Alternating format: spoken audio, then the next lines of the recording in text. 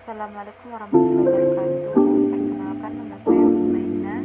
Saya dari kelas pendidikan biologi A dengan NIM Hakono 319006. Baik, di sini saya akan memaparkan materi tentang potensial aksi. Potensial aksi adalah aliran ionik positif dan negatif yang bergerak di membran sel. Selanjutnya adalah penyebaran potensial aksi. Potensial aksi menyebar di sepanjang serabut saraf dan hal ini merupakan dasar mekanisme transmisi sinyal pada sistem saraf. Selama terjadinya potensial aksi, membran sel saraf berada dalam keadaan sulit untuk mengalami stimulasi lanjutan. Yang selanjutnya adalah potensial aksi abnormal.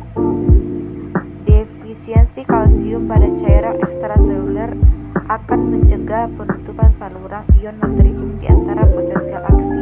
Kondisi ini akan menyebabkan masuknya natrium secara terus-menerus ke dalam sel sehingga sel mengalami depolarisasi yang berkepanjangan atau mengalami potensial aksi yang berulang. Proses potensial aksi diproduksi melalui serangkaian tahapan. Yang pertama adalah potensial diam. Langkah pertama ini mengasumsikan keadaan dasar di mana belum ada perubahan apapun yang mengarah pada potensial aksi. Yang kedua adalah depolarisasi. Fase kedua ini stimulusi menghasilkan perubahan listrik dengan intensitas rangsang yang cukup untuk terjadi di membran neuron, menghasilkan perubahan hingga kurang lebih 65 mV dan di beberapa neuron menghasilkan kurang lebih 40 mV. Yang ketiga adalah repolarisasi. Karena saluran natrium telah ditutup, ia tidak lagi dapat memasuki neuron, sedangkan fakta bahwa saluran kalium tetap terbuka menyebabkan terus dikeluarkan. Yang keempat adalah hiperpolarisasi. Semakin banyak kalium yang keluar, muatan listrik membran menjadi semakin negatif hingga mencapai titik hiperpolarisasi. Yang kelima adalah potensial diam. Pengaktifan kembali pompa natrium kalium menyebabkan muatan positif sedikit demi sedikit memasuki sel. Yang keenam adalah potensial aksi dan pelepasan neurotransmitter. Proses biolistrik yang kompleks ini akan dihasilkan dari kerucut akson hingga ujung akson. Memiliki saluran kalsium yang terbuka saat potensial mencapai mereka, sesuatu yang menyebabkan vesikula yang mengandung neurotransmitter memancarkan kontennya dan mengeluarkannya ke ruang sinaptik. Yang selanjutnya adalah penyebab potensial aksi.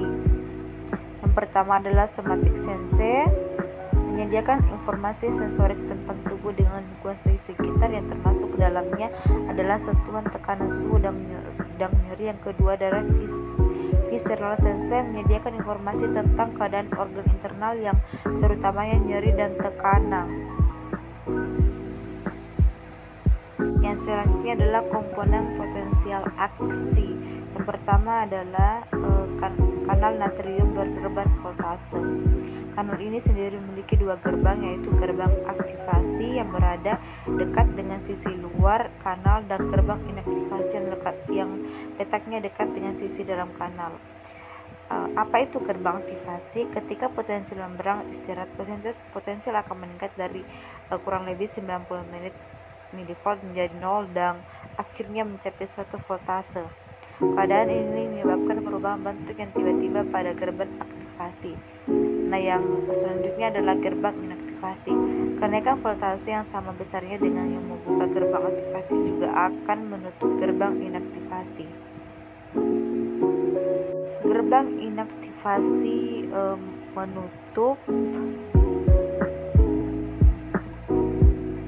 dalam waktu seberapa puluh ribu detik setelah gerbang aktivasi terbuka. Sekian dan terima kasih. Assalamualaikum warahmatullahi wabarakatuh.